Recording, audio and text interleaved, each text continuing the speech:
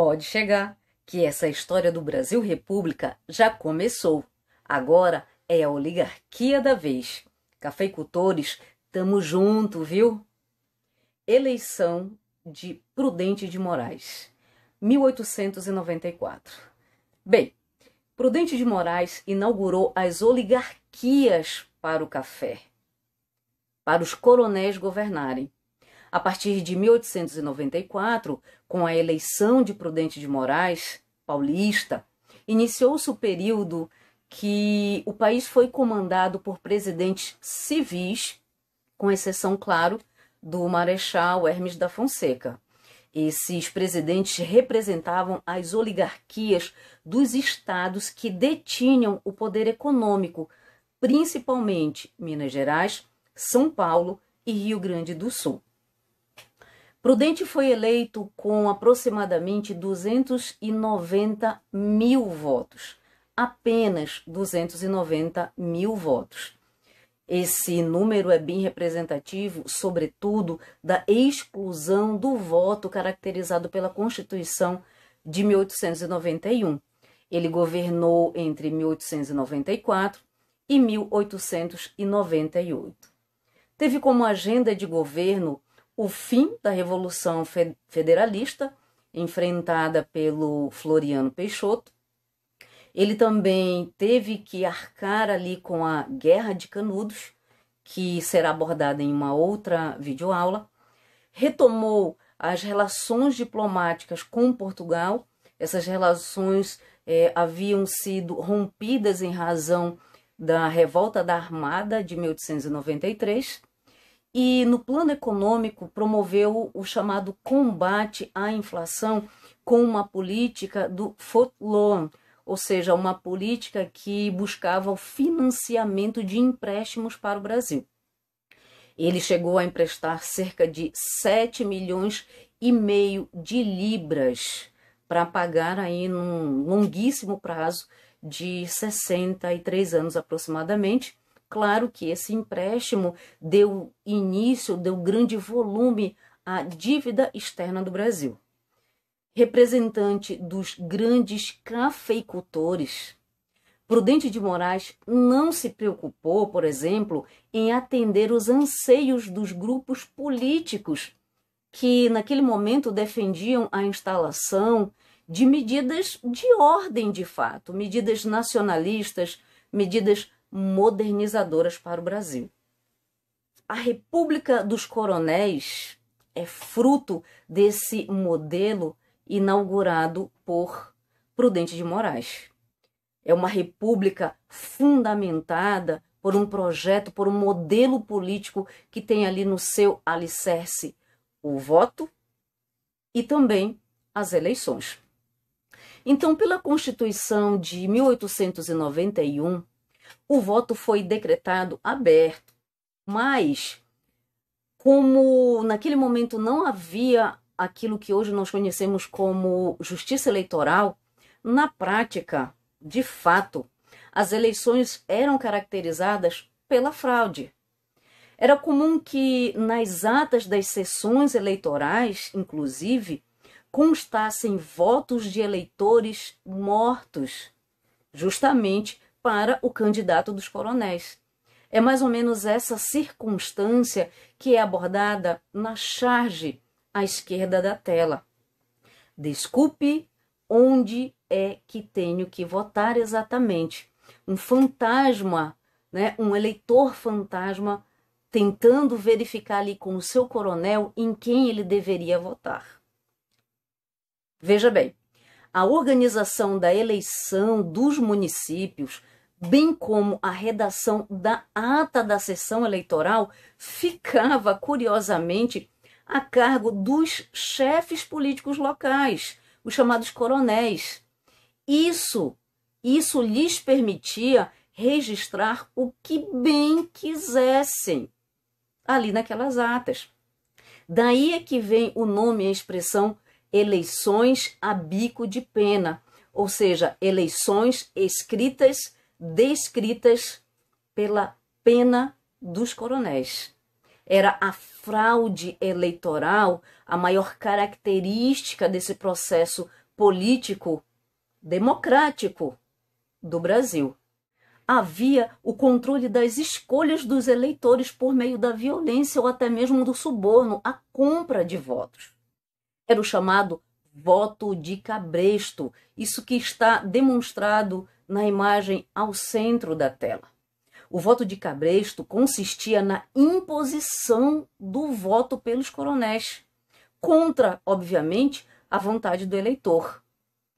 Essa fraude, esse controle se consolidava naquilo que ficou conhecido como curral eleitoral. Como é que isso funcionava? Os coronéis reuniam os eleitores em um determinado lugar, em um determinado espaço, para justamente entregar a cédula eleitoral que já estava preenchida. Ou seja, a escolha não do eleitor, mas a decisão do coronel já estava registrada na cédula que esse eleitor iria apenas depositar na urna.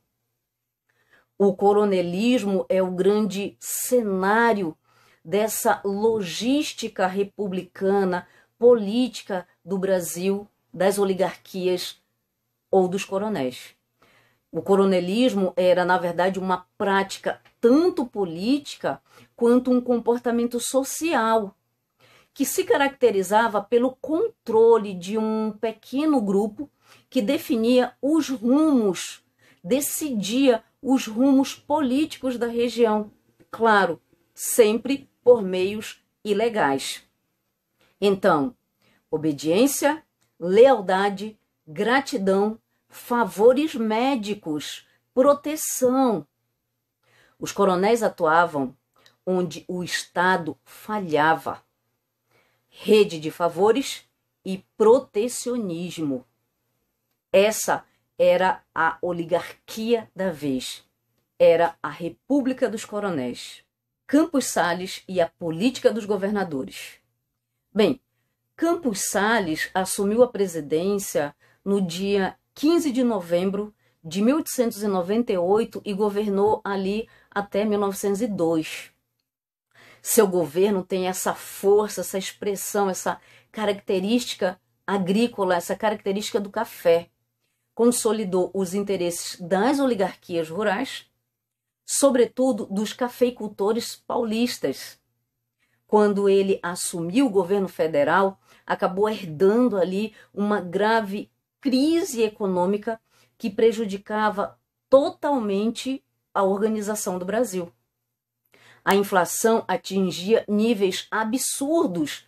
A moeda brasileira se desvalorizava a cada dia. O seu poder de compra estava se pulverizando, enquanto o produto principal de exportação, o café, atravessava uma fase de superprodução interna e baixos preços no mercado mundial. A situação econômica nesse momento era bastante grave. Campos Salles fez uma política de combate à inflação, tentou renegociar a dívida externa do Brasil, promoveu a valorização da moeda, aumentou e também criou novos impostos, conteve salários e novamente financiou a dívida externa do Brasil, pegando um empréstimo de cerca de 10 milhões de libras. Ele promovia ali um discurso de defesa dos interesses agrários. Ou seja, Campos Salles pretendia que o Brasil se especializasse como produtor e exportador de mercadorias agrícolas, como, por exemplo, a borracha, algodão, minério, cacau, erva mate e, claro, café. Era a defesa da tese de que o Brasil tinha ali uma vocação para ser um país agroexportador.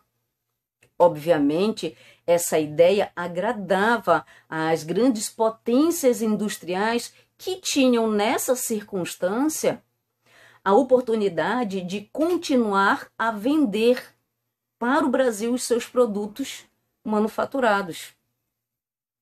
De tal forma, a política econômica posta em prática pelo ministro Joaquim Murtinho gerou ali enormes problemas sociais, porque justamente a indústria parou de crescer, obviamente, em consequência, aumentou o desemprego, enquanto que o custo de vida se tornou insuportável para a população. A oligarquia da vez, ou seja, o governo de Campos Salles, inaugurou no Brasil a chamada política dos governadores.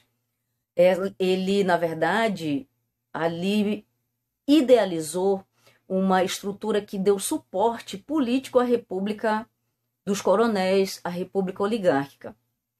A política dos governadores só foi possível em razão da autonomia concedida aos estados pela Constituição de 1891, que fortaleceu os partidos políticos estaduais. Dessa forma, o presidente da República estabelecia alianças com os governadores estaduais e, em troca, recebia apoio para a eleição de deputados e senadores, que, nesse caso, lhe dariam sustentação política. Na imagem ao centro da tela, é possível observar que cerca de 70% da população brasileira era de natureza rural, ou seja, vivia no campo, sob a tutela e o controle dos coronéis. Por isso, o coronel aparece ali na base do esquema ou da proposta política, porque ele controlava o voto, ele controlava o curral, ou seja, ele definia e decidia o processo eleitoral, elegendo prefeitos, governadores e, claro, dando suporte para a eleição de deputados e senadores que garantiam a governabilidade do presidente. Este, em troca, destinava verbas aos estados, aos municípios e, principalmente, não intervia na política, tanto dos estados quanto dos municípios. Toda essa política local ficava controlada, centralizada ali nos interesses e no poder dos coronéis.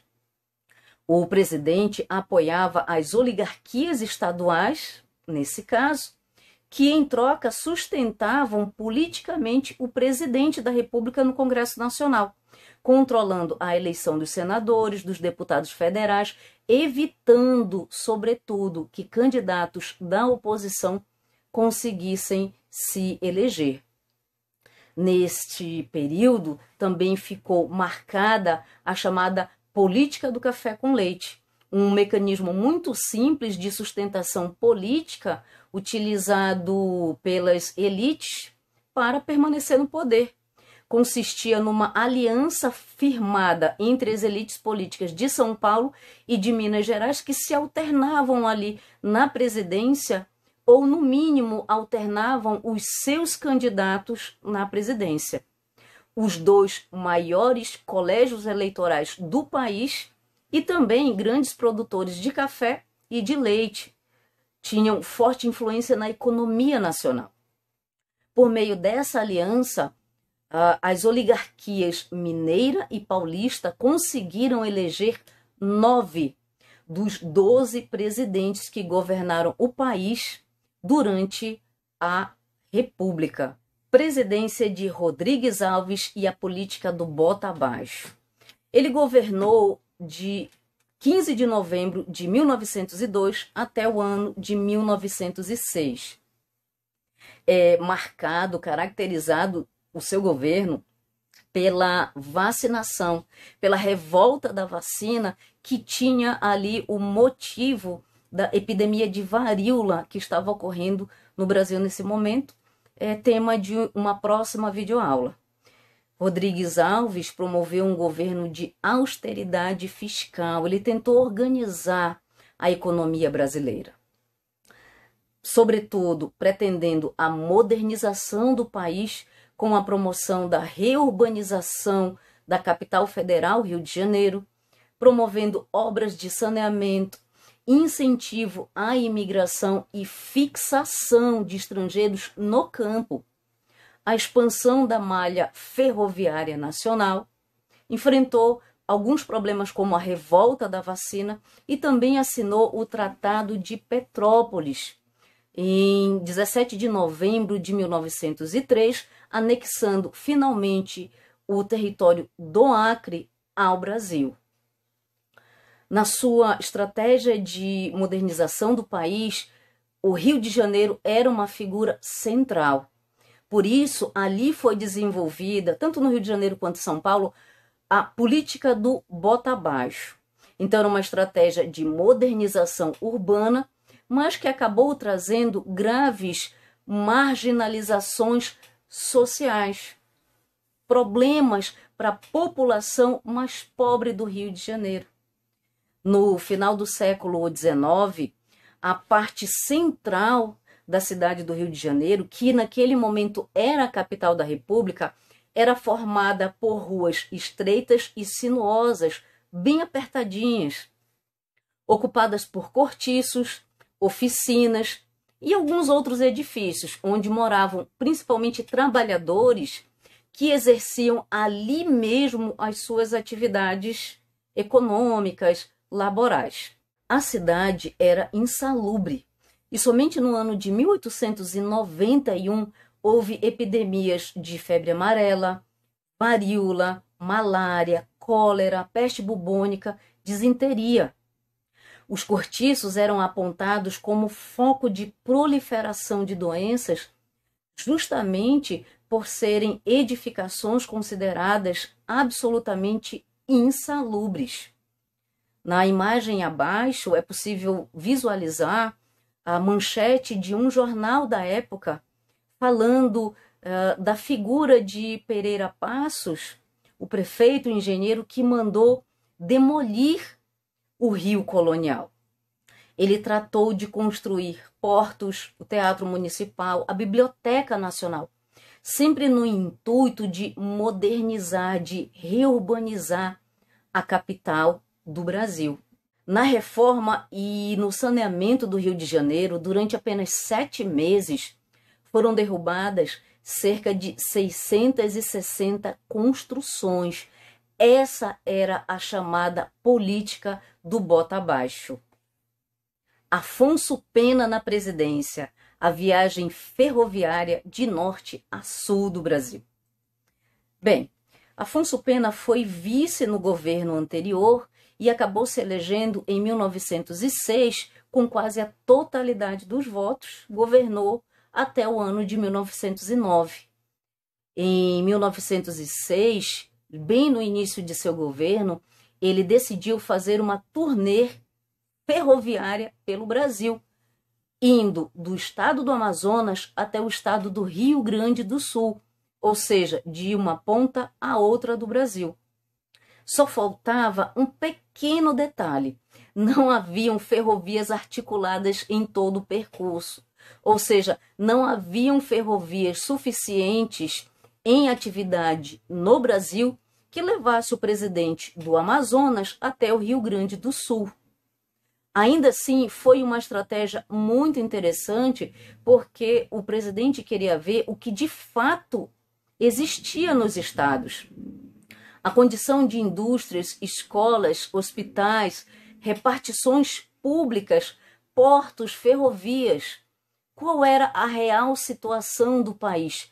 Qual era o verdadeiro Brasil? Ele também ficou marcado no seu governo pela assinatura do Convênio de Taubaté em 26 de fevereiro de 1906. Ali um convênio que beneficiava os interesses sempre dos cafeicultores. O governo de Afonso Pena deu prosseguimento à hegemonia das oligarquias no Brasil e, claro, esteve profundamente comprometido com os interesses dos cafeicultores. O café, de fato, era a base da economia brasileira. No ano de 1906, o país produzia cerca de 70% do café comercializado em todo o planeta. Mas veio a crise da superprodução. O produto encalhou. Sob essa circunstância, o governo desenvolveu a conhecida política de valorização do café. Isso funcionou como uma espécie de organização dos governadores, dos cafeicultores, para salvar não a economia cafeeira, mas os lucros, os benefícios dos cafeicultores. Com a crise, os grandes fazendeiros e vários governadores empenharam-se em evitar que a cafeicultura tivesse prejuízos. Então, o governo comprava toda a produção de café para gerar os chamados estoques reguladores. Comprava e guardava para forçar o preço a subir, para gerar uma segurança de lucro para os cafeicultores. O Estado intervia na economia, buscando empréstimos junto aos Estados Unidos e à Inglaterra, justamente para comprar e formar esses estoques. O resultado dessa política, obviamente, foi, mais uma vez, o endividamento do Brasil numa política adotada como forma de intervenção dos estados na economia para comprar o excedente de café e promover benefícios exclusivos aos fazendeiros, aos cafeicultores. O breve governo de Nilo Peçanha. Nilo Peçanha governou pouquíssimo tempo, justamente porque, na verdade, ele assumiu em decorrência da morte do presidente Afonso Pena. Então, ele governou ali apenas para concluir o mandato presidencial. Ainda assim, seu governo teve grande importância ao estabelecer o Ministério da Agricultura, Comércio e Indústria. Na mesma época, Nilo Peçanha também plantou ali o embrião daquilo que hoje é conhecido como Ministério da Ciência e da Tecnologia, estabelecendo o desenvolvimento do ensino técnico profissional no Brasil. Além disso, ele também foi o responsável pela criação do Serviço de Proteção ao Índio, hoje a FUNAI, uma política social muito importante para a população indígena do Brasil. Nilo Peçanha foi o grande articulador da candidatura de Hermes da Fonseca, mas pairava sobre ele uma pequena dúvida. Afinal, negro ou não? Os retratos do presidente Nilo Peçanha eram retocados para apresentar ali uma tonalidade de pele mais clara. Se era negro ou branco, reside a dúvida. Pesquise, interaja, descubra, investigue. Hermes da Fonseca governou entre 1910 e 1914. Foi o primeiro militar eleito à presidência pelo voto direto e acabou, naquele momento, rompendo temporariamente com a política do café com leite. Fez uma política de salvação. Sua política consistia em desalojar do poder as velhas oligarquias estaduais, substituindo-as por políticos ou militares fiéis ao presidente. Se há nesse momento alguma coisa parecida com os tempos atuais, pesquise, investigue, faça sua análise. Salvar o governo do próprio governo, com a centralização e a moralização política. Atenção a esse detalhe. Na política, ele tratou de eliminar a corrupção, salvar a pureza das instituições republicanas, minimizar as desigualdades sociais e enfrentou a revolta da Chibata, assim como a revolta do Contestado, que serão analisadas em outra videoaula. Na economia, criou uma estratégia de renegociação da dívida ao segundo follow, buscando um empréstimo de 15 milhões de libras a serem pagas num curto prazo de aproximadamente 13 anos, em 1927. Avançando um pouco na sucessão presidencial, os governos entre 1914 e 1930. Bem, o sistema político brasileiro, baseado no poder dos coronéis e nos interesses das oligarquias cafeeiras, apresentava graves falhas. As instituições republicanas eram artificiais.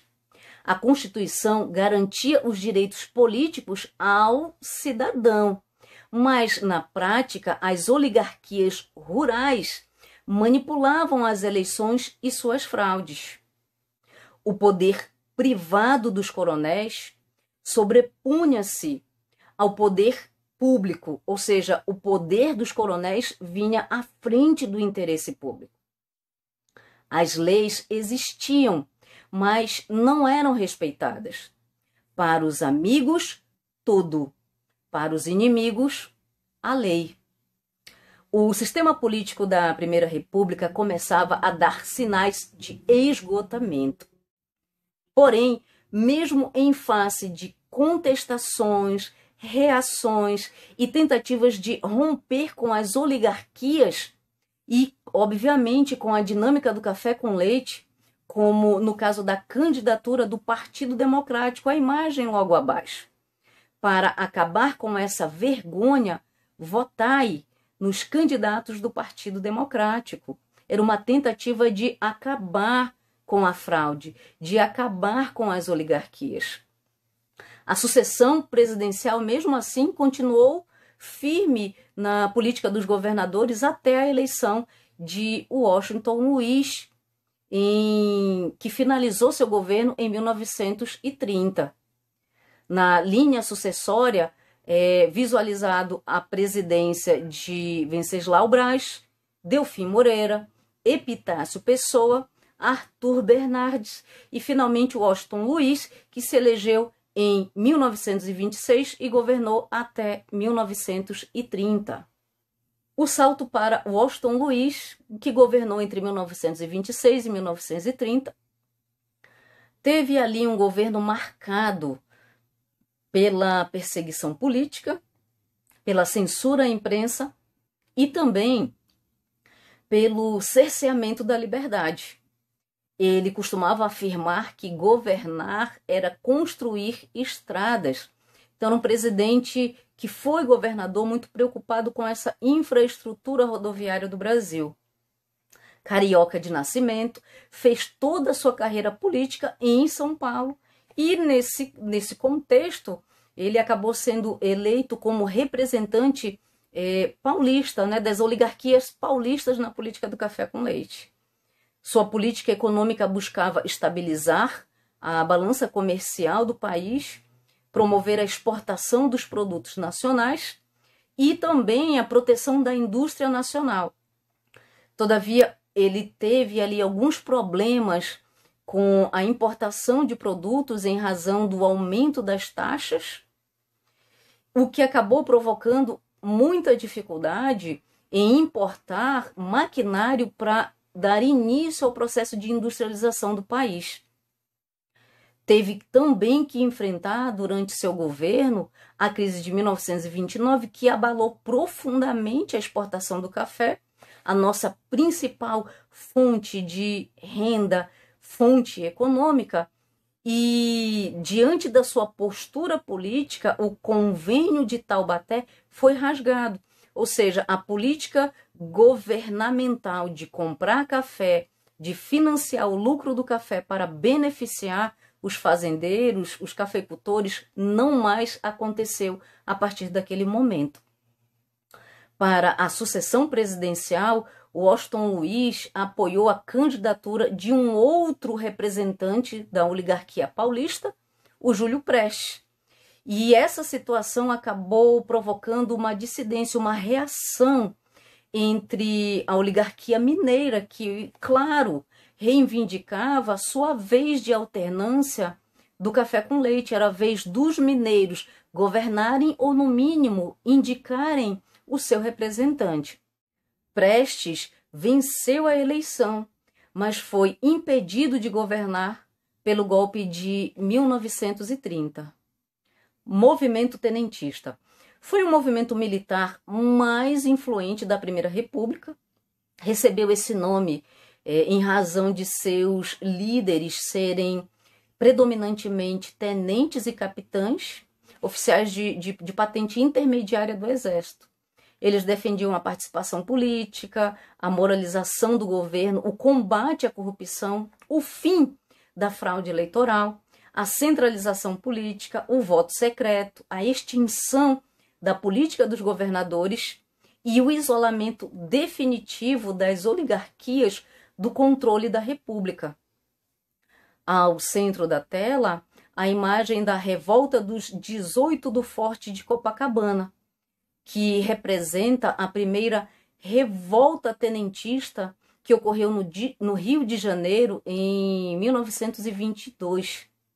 Os rebeldes tomaram o Forte de Copacabana, que foi bombardeado a mando do presidente pelo exército. Ao final, restaram 17 rebeldes que marcharam juntos, um a um, e se somaram a um civil pela Avenida Atlântica. Os 18 do Forte, portanto, eram 17 oficiais rebeldes e um civil. A Coluna Prestes também foi uma grande marca do movimento de revolta, de resistência, de contestação à política do café com leite, à política dos governadores que imperava no Brasil. A Grande Marcha de 1925 a 1927 partiu de Santo Ângelo, no Rio Grande do Sul, e foi o ponto culminante do movimento armado, que visava derrubar as oligarquias que dominavam o país. Pretendiam desenvolver um conjunto de reformas institucionais, com o intuito, claro, de eliminar os vícios da República Velha. Com cerca de 1.500 homens, atravessaram 13 estados. Revolução de 1930. Bem, em 1929 começaram as articulações para a sucessão presidencial de Washington Luiz. Ele indicou como candidato o representante das oligarquias paulistas, Júlio Prestes. Insatisfeitas, é claro, as oligarquias mineiras se aliaram aos gaúchos e paraibanos, formando a chamada Aliança Liberal, que lançou a candidatura de Getúlio Vargas e João Pessoa, tendo como propostas o voto secreto, a justiça eleitoral, a moralização política e a ampliação das leis trabalhistas. Ao centro da tela, os cartazes da campanha eleitoral de Júlio Prestes e Vital Soares versus Getúlio Vargas e João Pessoa. Júlio Prestes e Vital Soares saíram vitoriosos das urnas, mas nunca chegaram a assumir. A Aliança Liberal não aceitou a derrota. Todavia, a crise só eclodiu com o assassinato de João Pessoa em julho de 1930, por questões passionais que em nada se relacionavam com a política nacional, nem mesmo local. Aproveitando-se da situação, a Aliança Liberal transformou o episódio em uma questão nacional e deflagrou a revolução no país. Vencemos sim, fraude eleitoral no Brasil era o discurso de Vargas e de toda a Aliança Liberal. Iniciado em 3 de outubro de 1930, o movimento político-militar saiu de Minas Gerais e se alastrou pelo país. Diante do risco de uma guerra civil, altos oficiais do Exército e da Marinha depuseram o presidente Washington Luiz e entregaram o Brasil nas mãos de Getúlio Vargas. Vargas feria gravemente a Constituição brasileira, tirando do poder, como é visto na charge abaixo, Um presidente eleito democraticamente pelo voto popular, pelo voto dos cidadãos. Mais uma vez, a prática de um golpe se estabelecia no Brasil. Vou colocar ordem na bagunça e queimar café. Ficarei no poder por 15 anos. Farei um governo provisório, outro constitucional e fecho com uma ditadura. Eis que chegou o momento de Getúlio Vargas na República ou no Estado brasileiro. Essa videoaula continua.